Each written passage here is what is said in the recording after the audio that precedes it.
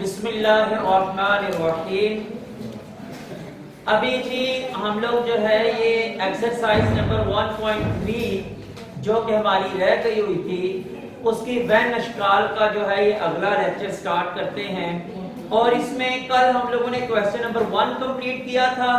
आज हम लोग क्वेश्चन नंबर 2 की तरफ जाएंगे और उसके बाद अगर टाइम हुआ तो क्वेश्चन नंबर 3 की तरफ भी जाएंगे। सबसे पहले जी क्वेश्चन नंबर 2, इसमें आपको कुछ पार्ट्स दिए गए हैं। आपने मुझे बताना है कि ये हमने इसको कैसे हल करना है, क्योंकि हम लोगों ने कल इसके बारे में कुछ सीख लिया था। तो आप कोशिश करेंगे कि मुझे बताएंगे कि जनाब इसका जवाब क्या है। एक्सरसाइज नंबर 1.3 क्वेश्चन नंबर 2, और इसका पहला पार्ट जो लिखा हुआ है वो ये है जी,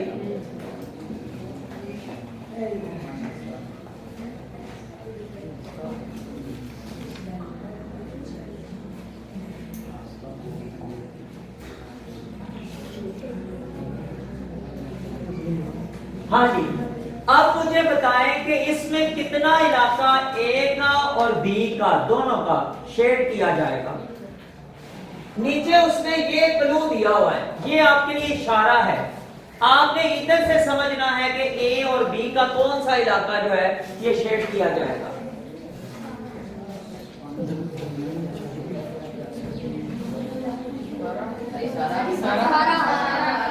असद आप क्या बोल रहे थे? इसको कह रहे थे। सबसे पहले असद ने बोला, आप लोगों ने बाद में ठीक बोला, सही है, लेकिन सबसे पहले असद ने बोला है कि इसका सारा इलाका जो है ये शेड किया जाएगा। क्यों असद? इसमें सारे नंबर हैं। क्योंकि भाई ये देखे ना, मैंने आपसे कहा है ये इशारा नीचे दिया गया है। ये इशारा उसने दिया हुआ है ए यूनियन बी।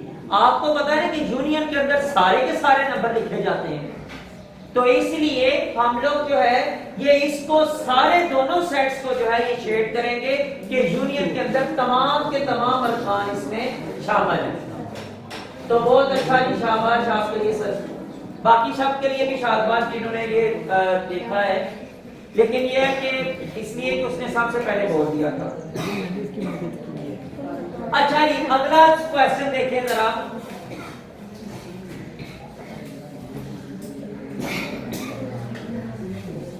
किताबें आपके पास हैं, आप इनको जो है ये पहले ही मेरे क्वेश्चन करने से पहले ही सोच विचार इस पे कर लें। You union A. अब मुझे बताएं कि इसमें से हम लोग कितना शेड करेंगे? किसको? सारे को हैं? डब्बे पूरे को और ए को भी शामिल करेंगे। क्यों जी? यूनियन किसका किसके साथ है? यू के साथ किसका? जी सुफियान ने ये सही बताया कि इसमें हम लोग डब्बे समेत, ये जो डब्बा है ना वो यूनियन सेट को शो कर रहा है, यूनिवर्सल सेट को। तो जवाब उसका ये है कि हमने ए का यूनियन इसके साथ ले लिया हुआ है, तो यू के अरकान भी सारे और ए के अरकान भी सारे जवाब में आएंगे, इसलिए हम इस सारे डब्बे को जो है ये शेड कर देंगे ए समेत। ठीक है जी, ये जवाब है बस इसका। आगे जी तीसरी है। हाँ आगे देखिए जरा, आप मुझे बताएं अब जरा।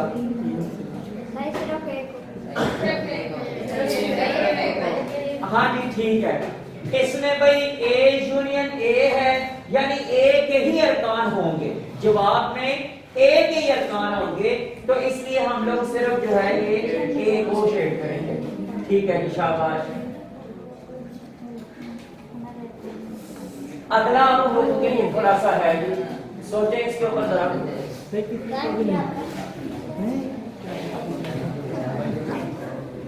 अगला है जी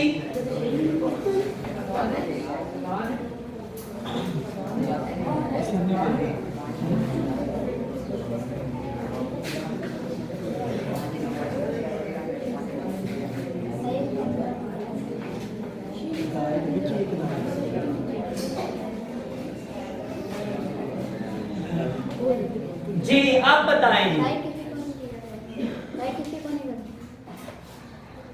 अब आपने सब गलती कर दी।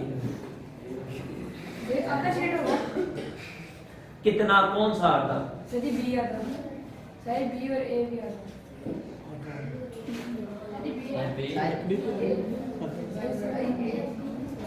आपको ना जब मैं हम लोग शक्लें बना रहे थे तो मैंने आपको बताया था कि हम जिन दायरों को शेयर करते हैं उनका मतलब ये होता है कि उनके अरकान आपस में सेम होते हैं। लेकिन जब एक दायरा पूरे का पूरा दूसरे सेट के अंदर लिखा जाए जैसा कि हमने कल किया था, उसका मतलब ये था कि वो पूरे के पूरे अरकान दूसरे सेट में मौजूद है। मिसाल क्या है? ये है ए और उसके बाद इसका है कि 2 3 4, छोटी सी मिसाल दे रहा हूं। अब क्या है बी और ये है 2 और 3 सिर्फ। ये पूरे के पूरे अरकान इस सेट के अंदर मौजूद है। ठीक है, जवाब क्या आएगा? ए तकाते बी बराबर है, क्या जवाब आएगा? 2 और 3। ये कौन सा सेट है? ये कौन सा सेट है? तो हम फिर किसको शेड करेंगे? सिर्फ और सिर्फ हमारा बी शेड होगा। कितना? ए तकाते बी हमारा सिर्फ और सिर्फ बी शेड होगा।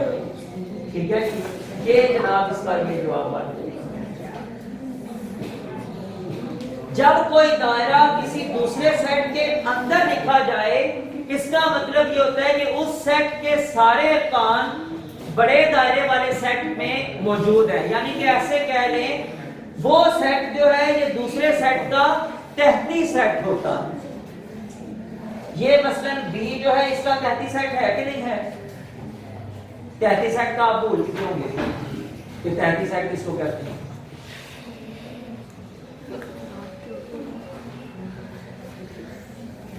अगला है जी हमारे पास, ये देखिए आप जरा, इसमें भी वही चीज है।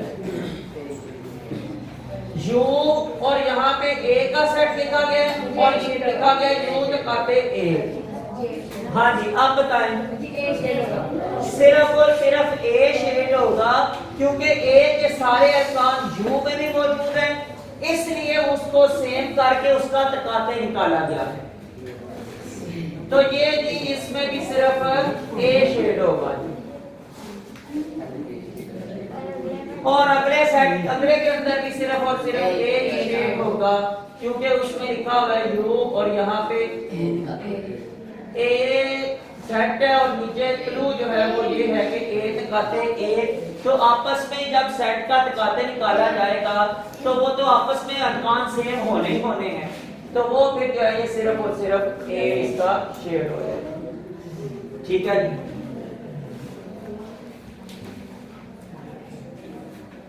अच्छा भाई, आगे जो है क्वेश्चन नंबर 3। ये जरा लंबा क्वेश्चन है लेकिन करना तो है ना भाई।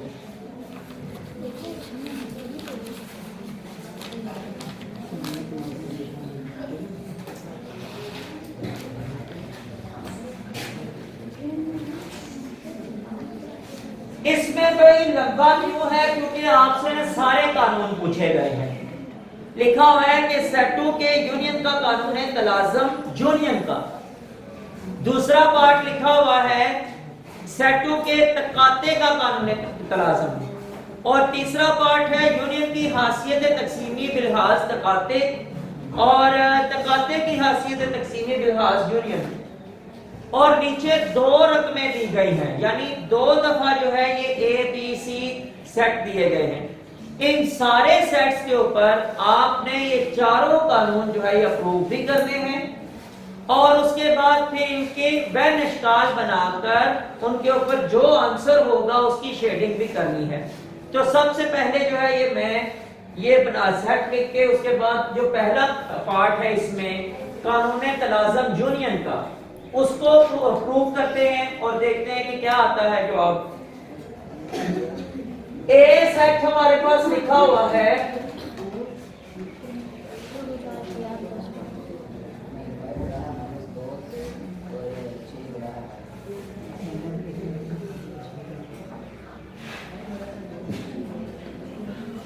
दो 4 6 8 10 और 12। बी सेट लिखा हुआ है 1 3 5 7 9 और 11। सी सेट लिखा हुआ है 3 6 9 12 और 15। ठीक है जी। अब सबसे पहले इसका जी कानून तलाज़म जो है यूनियन का, सबसे पहले यूनियन का जो कानून तलाज़म है उसको प्रूव करेंगे। वो क्या होता है? A union B union C बराबर है A union B union C. ये है कानून तलाज़म यूनियन का। अच्छा, अब मुझे बताएं, अगर हम लोग जो है ये लेफ्ट हैंड साइड ले लें सिर्फ पहले A union B union C, इसका जवाब क्या आएगा?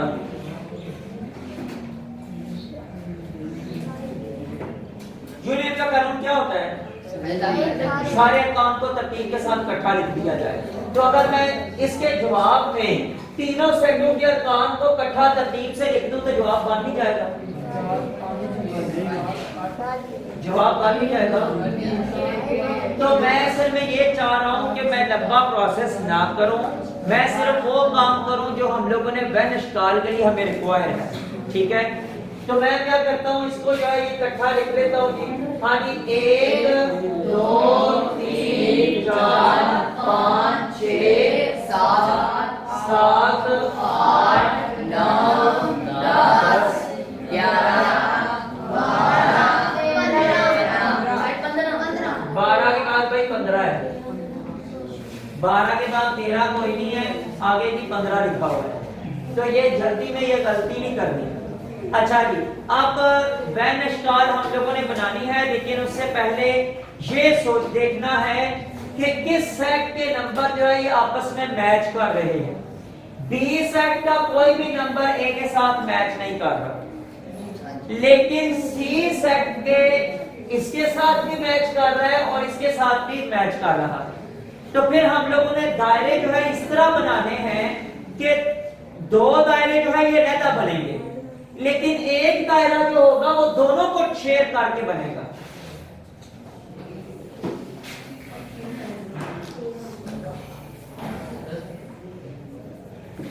ये जनाब यहां पे मैं बना रहा हूं ए, ये दूसरा बना दिया मैंने बी। अब जो मैंने सी बनाना है ना नीचे, वो मैंने इस तरह बनाना है भाई, ये है सी, दोनों को शेयर करते हुए। अच्छा जी, अब जो हमारे अरकान है ना सेट्स के, हम लोग उनको जो है ये लिख लेते हैं, लेकिन जो इकट्ठे सेम आ रहे हैं उनको शेयरिंग में लिखेंगे। सी सेट में से कौन सा नंबर जो है ये ए के साथ शेयर हो रहा है? ए के साथ तो 6 और 12 ये ए के साथ शेयर हो रहा है। मैंने ए वाली साइड पे उसको लिख दिया सी सेट का। सी सेट का कौन सा नंबर जो है ये बी के साथ शेयर हो रहा है?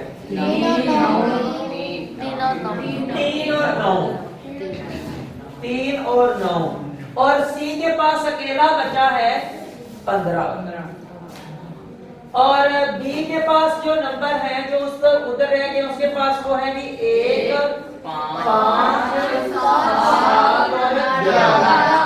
ठीक है जी, और जो ए के पास रह गए हैं वो है जी 2 4 8 10। ये 4 नंबर ए के पास रह गए हैं, लेकिन हम लोग शेडिंग क्या करेंगे?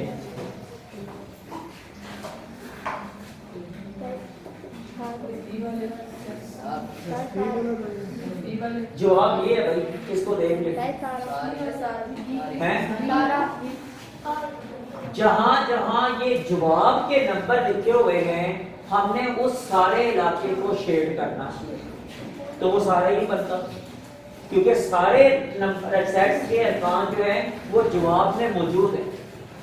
सारे जो सेट्स के अरकान जवाब में मौजूद है। तो ये जी इसको हम लोग सारे को जो है ये शेयर कर दें।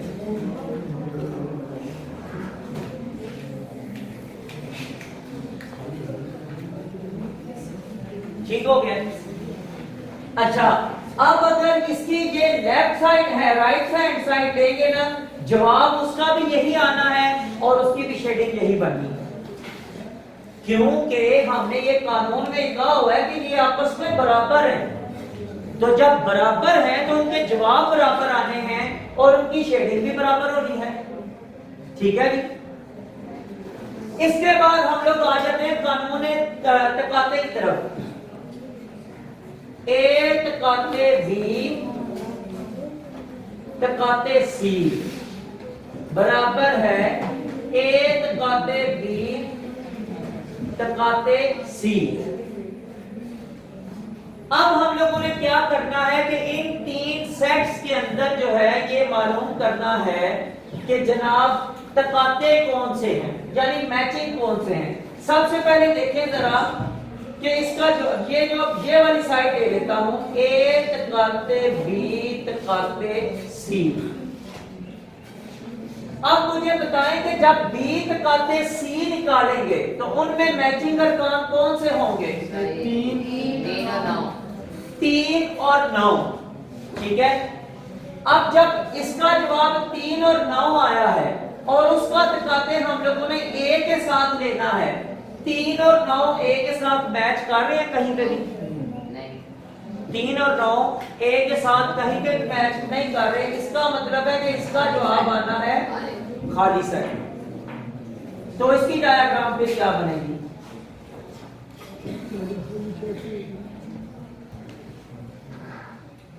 पहले तो वही बनेगा ना, पहले तो जो शक्ल हम लोगों ने यहां पे बनाई है सेम टू सेम वही शक्ल बनेगी। ए बी और ये है कि सी।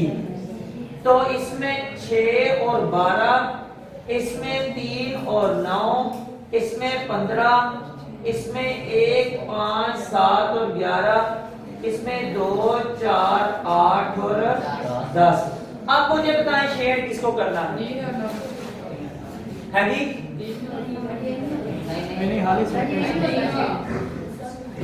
एक बात बस हमेशा याद रख लें, जब भी कभी जवाब खाली सेट होगा कोई नंबर शेड नहीं होगा। हमारे पास जवाब में कुछ है नहीं, किसको शेड करें? ठीक है, हमने शेड किसी ना किसी नंबर वाले इलाके को करना होता है। तो हमारे पास नंबर ही कोई नहीं आया, किसको शेड करें? तो इसका जवाब भाई ऐसे ही है। बस आपने इसकी इस तरह शक्ल बना के बस ऐसे इसको छोड़ देना है, ये इसकी शेडिंग है या ये इसका जवाब है। ठीक है जी। और इसका जब ये वाली साइड लेंगे उसका भी जवाब यही आना है, तो हम लोग जो है इसको उसकी भी शक्ल बना के ऐसे ही इसको छोड़ देंगे। तो ये है कि हमारा कानून तलाज़म यूनियन का और तकाते का।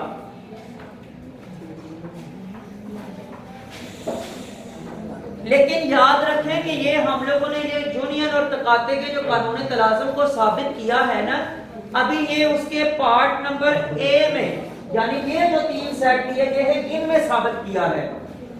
नीचे जो पार्ट नंबर बी के अंदर जो दिए गए हैं इसके लिए भी इसको साबित करना है।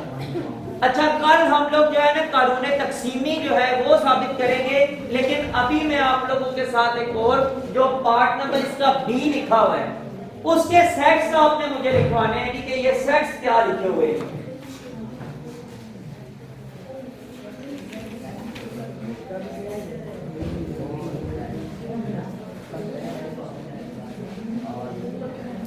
हाँ जी, सबसे पहले मुझे बताएंगे कि ए सेट क्या लिखा हुआ है, क्या लिखूं यहाँ पे?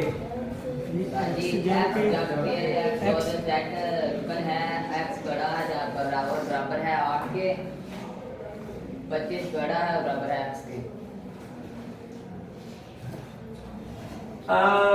थोड़ी सी इसमें गलती की है आपने। ये जो लास्ट पे बोला है ना, आपने लास्ट पे बोला है उसमें ना हम लोग x को जब बोलेंगे ना तो x को सामने रख लेते हैं कि x बड़ा है और बराबर है 8 से और x छोटा है और बराबर है 25 से। आपने ठीक बोला है, जिस तरह तरतीब जा रही है, लेकिन हमारी समझ के लिए जो है ना हम लोग उसको x को पहले बोल देते हैं। अच्छा फिर आप मुझे बताओ कि नंबर क्या लिखेंगे? x बड़ा है बराबर है। नहीं, मैं यहाँ पे अब नंबर क्या लिखूं? 8 से लेकर 25 तक। 8 को शामिल करूंगा कि नहीं करूंगा? वजह जी वो बड़ा भी बराबर है। जी अजान आप सही कह रहे हैं कि हम लोगों ने नंबर जो है ये 8 से लेकर 25 तक जो है ये तरतीब से लिखने हैं। ये हमारा ए सेट बन गया है। इसके बाद बी सेट बताएंगे कि बी सेट क्या है?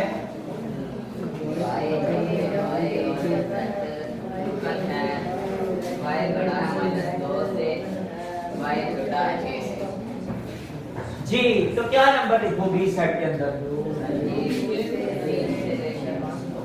हाँ आप देख रहे हैं कि माइनस लिखा हुआ है साहब, -2 लिखा हुआ है। -1 0 फिर 1 2 3 5 तक। अच्छा 5 तक क्यों रुकेंगे? बराबर नहीं है। हाँ जी, यहाँ पे भाई जो दूसरा सेट लिखा हुआ है उसमें y जबकि y शामिल है z यानी कि सही अदाद में, और उसमें लिखा हुआ है कि जो y है ना ये -2 से बड़ा है और 6 से छोटा है। तो -2 से बड़ा होने का मतलब यह है कि -1 लिखेंगे, 0 1 2 3 आगे चल के तो ये 6 5 तक भी सॉरी। इसमें जो नंबर दिए गए हैं वो नंबर शामिल नहीं होंगे, जो नंबर दिए गए हैं वो नंबर शामिल नहीं होंगे। आगे की सी सेट। जी सी सेट क्या होगा जी?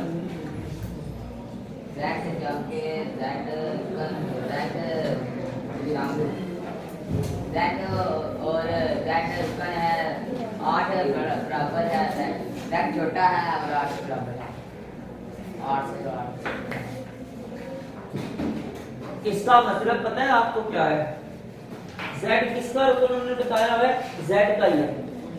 z रुकन जो है ये z का ही है, और उसने कहा है कि z जो है ये छोटा है और बराबर है 8 के।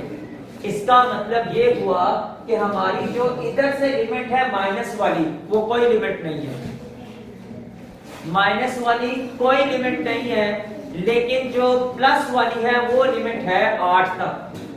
ठीक है, क्योंकि उसने कहा है z जो है ये 8 से छोटा है, तो माइनस में जितने भी नंबर आने हैं वो 8 से छोटे ही आने हैं। यहां से ऐसे लिखेंगे -2 -1 0 1 2 3 और आगे जो है ये 8 तक। ये है हमारा सेट। जो तीसरा सेट लिखा गया है वो ये हमारा सेट लिखा गया है। ये मैंने सेट आपको इसलिए लिखवाए हैं कि ये सेट्स के काम जो है ये आपने खुद करना है, यानी कि जो 4 ऊपर कानून लिखे हुए हैं ना, चारों कानून इन 3 सेट्स पे भी आपने प्रूव करने हैं और उनकी वेन डायग्राम बनानी है। मैंने जो ऊपर वाले सेट्स प्रूव कर रहा था उसमें मैंने 2 कानून कर दिए हैं, 2 कानून इंशाल्लाह कल करेंगे और साथ ही चौथा क्वेश्चन भी कर देंगे। चौथा क्वेश्चन भी सिर्फ आपकी वो डायग्राम पहले ही बनी हुई है, उसने सिर्फ पूछना है कि जनाब के इसको शेड किसको करेंगे, बस वो हम लोगों ने शेडिंग जो है ये बता देनी है, तो बाकी काम इसका जो है ये एक्सरसाइज का मुकम्मल हो जाएगा, यानी कल इंशाल्लाह हमारी एक्सरसाइज जो है ये मुकम्मल हो जाएगी। ठीक है जी, तो आज के लिए इतना ही, बाकी काम इंशाल्लाह फिर कल करेंगे।